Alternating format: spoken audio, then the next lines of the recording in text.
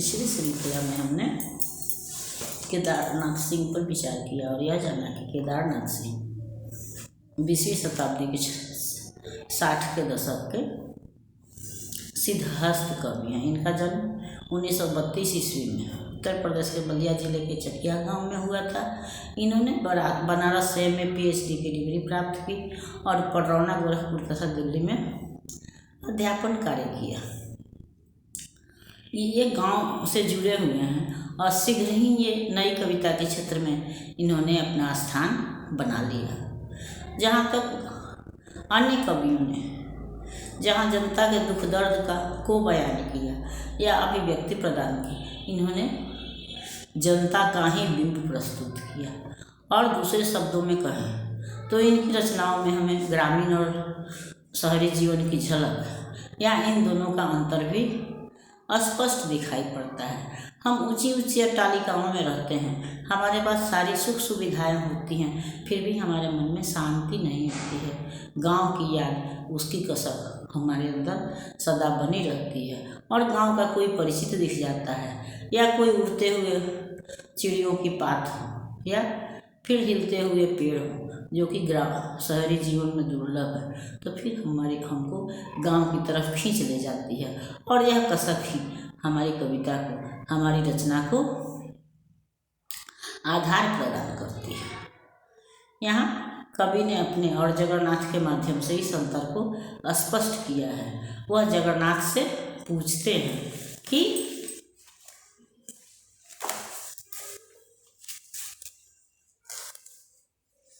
कहाँ हो जगन्नाथ, कैसे हो मेरे भाई जगन्नाथ, कितने बरस बाद तुम्हें देख रहा हूँ। यह गुम्मट सा क्या उग आया है तुम्हारे ललाट पर, बच्चे कैसे हैं, कैसा है वह नीम का पेड़ जहाँ पर बजती थी तुम्हारी बकरी। तो फिर जब कोई भी ग्रामीण व्यक्ति मिल जाता है तो अंदर लगता है कि आदमी के अंदर एक नई जीवनी शक्ति आ जाती है और फिर वह गांव से जुड़ जाता है। जगन्नाथ को देख करके कवि के अंदर भी वही स्थिति पैदा होती है और वह जगन्नाथ से पूछते हैं कि तुम कैसे हो, तुम्हारे माथे पर यह गुम्मट या गोला कैसा निकल आया है। ये भी है कि बढ़ते समय के साथ मनुष्य के अंदर तरह तरह की बीमारियां हो जाती हैं और मनुष्य के शरीर में, प्रकृति में, समाज में, सब में परिवर्तन होता रहता है। जो पुराने वृक्ष कट जाते हैं, नए पेड़ लग जाते हैं। तो यहाँ नीम के पेड़ का हाल पूछना भी कवि की इसी भावना को दर्शाता है कि वह नीम का पेड़ कैसा है या नहीं, जहाँ पर तुम्हारी बकरी बंधती थी। और मेरा क्या, मैं तो बस ठीक हूँ, खाता हूँ, पीता हूँ, बक बक कर आता हूँ क्लास में। यदि मिल गया समय तो दिन में भी मार ही लेता हूँ एक झपकी।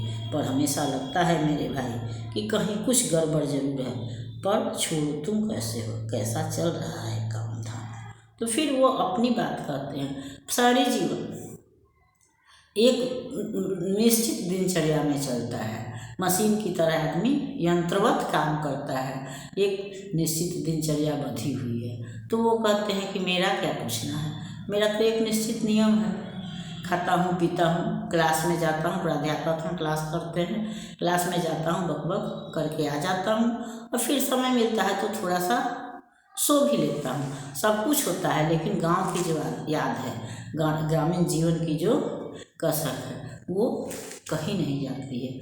और तब फिर वो वही बनसुग्गों वाली बात दिखाई पड़ती है।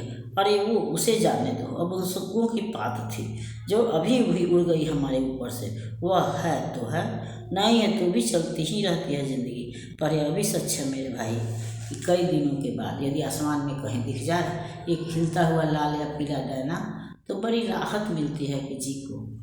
तो और वो फिर वही है कि आसमान में उड़ती ही चिड़िया या हिलते हुए पेड़ जो है वह हमको गांव की ओर या हमारे बचपन की ओर हमें खींच ले जाते हैं और तब हमारे अंदर एक सुखद भावना, सुखद अनुभूति भर जाती है। तो उसको तो जाने ही दो, वो तो फिर अब मिलने वाला नहीं है। जिस परिवेश को हम छोड़ आते हैं वह उन्हें हमें नहीं मिलता है। लेकिन फिर तुम अपनी बात बताओ कि तुम कैसे हो, तुम्हारा जी कैसा है आजकल, क्या इधर बारिश हुई थी, क्या शुरू हो गया आमों का पकना? यह अजीब सा फल है मेरे भाई, सोचो तो एक स्वाद और खुशबू से भर जाती है दुनिया। पर यह क्या, तुम्हारे होठ फड़क क्यों रहे हैं? तुम अब तक चुप क्यों हो मेरे भाई? जरा पास आओ, मुझे बहुत कुछ कहना है। फिर उन्हें गांव के पेड़ पौधों, बागीचे की याद आती है।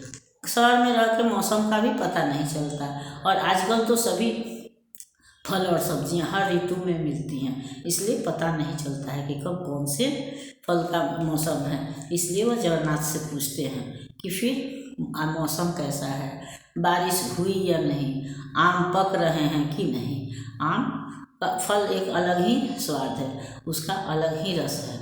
आम का नाम लेते हैं मुंह में पानी आ जाता है। लेकिन जगन्नाथ चुप है, इसका मतलब है कि अंदर बहुत कुछ उसके अंदर घटित हुआ है जिसको वह कहना नहीं चाहता। वो अपने अंदर दबाए हुए है, और जब कभी को यह दिखाई पड़ता है। या फिर बात क्या है जो तुम चुप हो, क्या बात है? तुम्हारे होठ फड़क रहे हैं, लग रहा है कि कोई ऐसी बात है जो तुम मुझसे छुपा रहे हो, मुझसे कहना नहीं चाहते हो। यह बात यहाँ आ जाती है कि गांव में रहने वाले लोग और शहर में रहने वाले लोगों के बीच एक अंतर आ जाता है, एक अलगाव आ जाता है। कभी का कहना है कि हम लोगों ने घर छोड़ा है, लेकिन हमारी आत्मा आज भी वही है, हम एक हैं। इसलिए अगर तुम्हारे अंदर कोई परेशानी है, कोई कठिनाई है या कोई समाचार है तो वो तुम हमको बताओ, चुप नहीं रहो। यानी शहर में रह के भी कभी जो है वह गांव से जुड़ना चाहता है या जुड़ा ही हुआ है। मुझे बहुत कुछ कहना, अरे तुम इस तरह खड़े क्यों हो? क्यों मुझे देख रहे हो इस तरह? क्या मेरे शब्दों से आ रही है झूठ की गंध? क्या तुम्हें जल्दी है? क्या जाना है काम पर तो जाओ मेरे भाई, रोकूंगा नहीं, जाओ जाओ। लेकिन कल्पना उनको जगन्नाथ की तरफ से कोई जवाब नहीं मिलता है।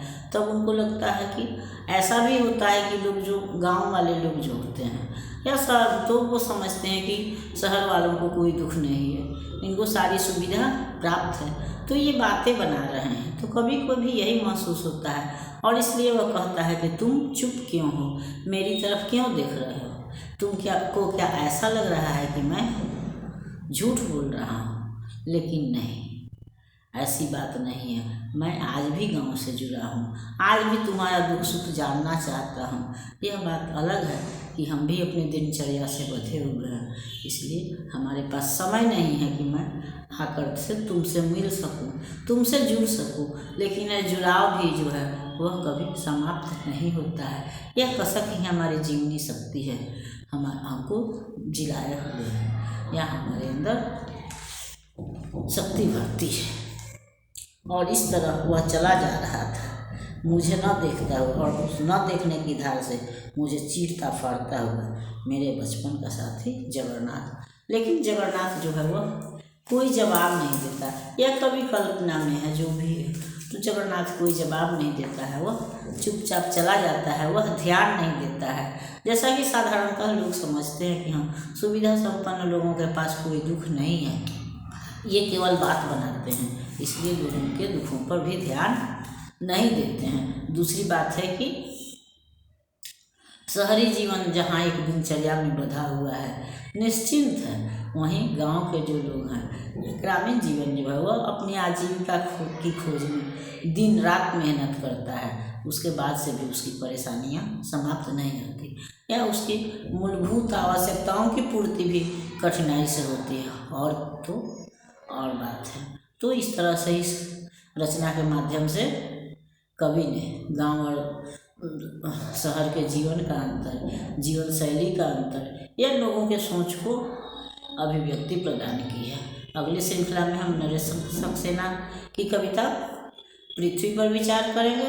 तब तक अगर यह श्रृंखला आपको पसंद आती है तो इसको लाइक कीजिए, सब्सक्राइब कीजिए। मिलते हैं अगली श्रृंखला में, तब तक के लिए धन्यवाद।